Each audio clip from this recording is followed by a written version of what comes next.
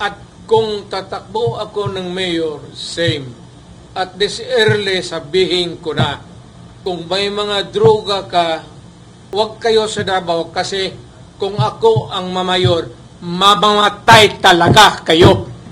Tangina, wag na natin pag-usapan yung sinabi ko sa inyo, wag. Ayaw ko ng droga, ayaw ko ng kidnapping. Kaya kung mamayor ako, umalis na kayo kaagad. Kasi pag inabutan ko kayo, patayan talaga tayo. Kasi mamamatay talaga yan. Ayaw ko masira ang mga anak natin. Ayaw ko masira yung syudad ko. Ayaw ko ng putang inang droga. Gobyerno to, dapat ang gobyerno tarong. Pasok ka dito, mag-hold up ka, magpabili ka ng droga. Naghanap pala ng kamatayan, putang ina. Tang ina, makinig kayong mabuti.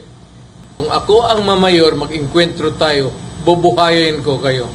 Talagang papatayin ko kayo. Huwag kayong bumuto kay Duterte. Ngayon pa lang, papatayin ko na kayo. Klaro yan.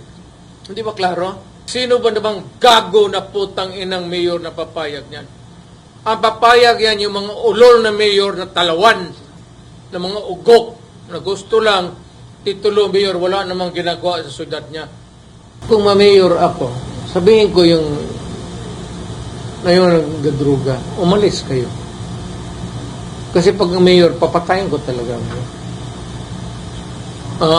Cross my heart. Anong tingin nyo? Dapat ako maging mayor uli? Putang ina ninyo.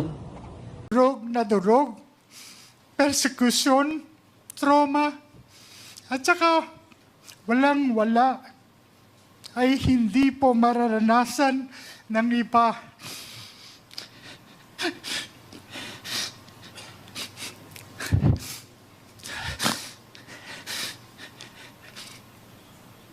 Mayor, dinadawit ka. For the longest time, updated list na siyan ka. To sa totoo lang, ngayon pang wala na nangyari, baka gusto mo nang tapusin ang connection mo. Tumutulo itong yawa na ito. Ihi ng tike o amoy babae.